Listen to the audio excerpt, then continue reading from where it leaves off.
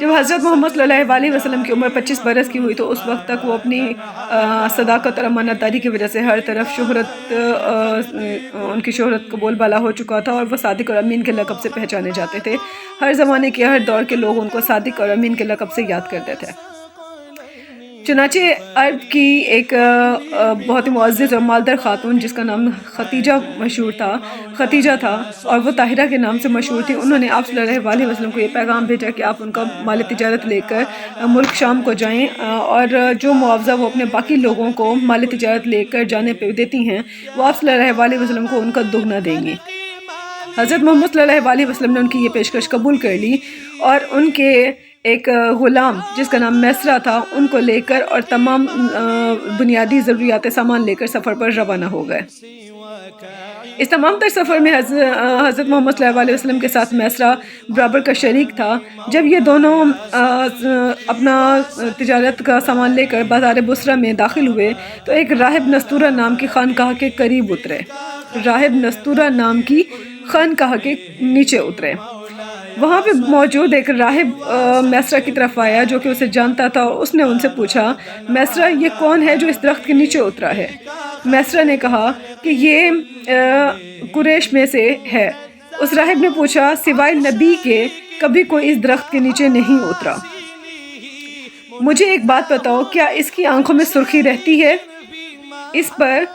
میسرہ نے کہا، ہاں اس کی آنکھوں میں سرخی رہتی ہے اور کبھی دور نہیں ہوتی، وہ سرخی ہر وقت دیکھنے کو ملتی ہے۔ میسرہ نے ہاں کا جواب دینے کے بعد اس سے پوچھا کہ آپ یہ کیوں پوچھ رہی ہیں؟ تو راہب نے کہا، یہ وہی ہیں جو آخر الانبیاء ہیں، کاش میں اس وقت کو پاؤں جس وقت یہ مابعوث ہوں گے۔ اور میسرہ سے کہا، ان سے کبھی جدا نہ ہونا اور نیک نیتی سے ان کا ہمیشہ ساتھ رہنا، کیونکہ اللہ تعالیٰ نے ان کو نبوت کا شرف عطا کیا ہے۔ اور حضرت محمد صلی اللہ علیہ وسلم بازار بصرہ میں خرید و فروخت کا سامان فروخت کرنے کے بعد جب واپس لوٹے تو حضرت ختیجہ نے ان کو، جو کہ عورتوں کے درمیان ایک بالا خانے میں بیٹھی تھی، آپ کو آتے ہوئے دیکھا تو دو فرشتے آپ کے سر مبارک پر سایہ کیے ہوئے تھے۔ آپ کے جانے کے بعد میسرہ نے حضرت ختیجہ سے تمام تر حالات و واقعات اسی طرح سے بیان کر دی اور ساتھ ہی ساتھ راہب کی گئی بات بھی ان کو بتا دی جو کہ اس نے ہدایت کی تھی، اور اس راہب کے قول و وصیت کی خبر بھی دی۔ اور حضرت ختیجہ نے اس کے بعد ان کو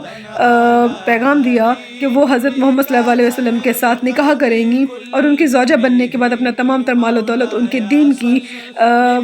بھلائی کے راستے میں وقف کر دیں گی۔ جس وقت حضرت ختیجہ نے حضرت محمد صلی اللہ علیہ وسلم کو نکاح کا پیغام بھجوایا وہ اس وقت تک ان کی 2 شادیاں پہلے سے ہو چکی تھیں اور وہ بیوہ تھیں، لیکن اس زمانے جاہلیت کے باوجود وہ اپنی پاکیزگی اور پاک دامنی کی وجہ سے ہر طرف طاہرہ کے لقب سے مشہور تھی۔ ان کا سلسلہ نسب 5ویں پشت میں آپ صلی اللہ علیہ وسلم کے خاندان سے ہی ملتا تھا۔ حضرت ختیجہ نے حضرت محمد صلی اللہ علیہ وسلم کے سفر سے واپس آنے کے 3 مہینے بعد آپ کو نکاح کا پیغام بھجوایا جو کہ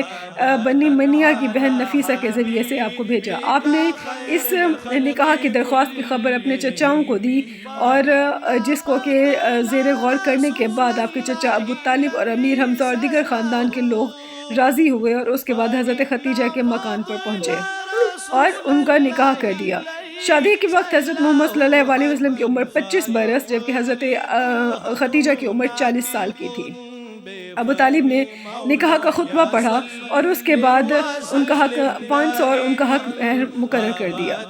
یہ حضرت محمد صلی اللہ علیہ وسلم کی پہلی شادی تھی، اور اس کے بعد بھی حضرت محمد صلی اللہ علیہ وسلم کی حضرت ختیجہ کے بعد جتنی بھی شادی ہوئی انہوں نے ان تمام تر شادیوں پر اپنی بیویوں کو مقررہ یہی حق مہر ادا کیا جو کہ انہوں نے حضرت ختیجہ کو ادا کیا تھا۔ حضرت صلی اللہ علیہ وسلم کی تمام اولادیں حضرت ختیجہ کے بطن سے ہوئیں، اور ان کی تمام اولادوں میں 1 سال کا وقفہ تھا، اور ان تمام اولادوں کی دیکھ بھال کرنے کے لیے اور حضرت ختیجہ کو ایک لونڈی رکھنی پڑی کیونکہ وہ مالدار تھیں، وہ برداشت کر سکتی تھی، تو انہوں نے اپنے بچوں اور اپنے گھر میں آسانی کی خاطر ایک لونڈی مقرر کر لی جس کو معاوضہ پے کر کے وہ اپنے گھر کے کام کاج کرواتی تھی۔ اس کے علاوہ حضرت محمد صلی اللہ علیہ وسلم کے ایک صاحبزادے ہوئے تھے جن کا نام ابراہیم تھا، اور وہ حضرت ماریہ قبطیہ کے بطن سے سن 8 ہجری میں پیدا ہوئے اور سن 10 ہجری میں ان کا انتقال ہو گیا۔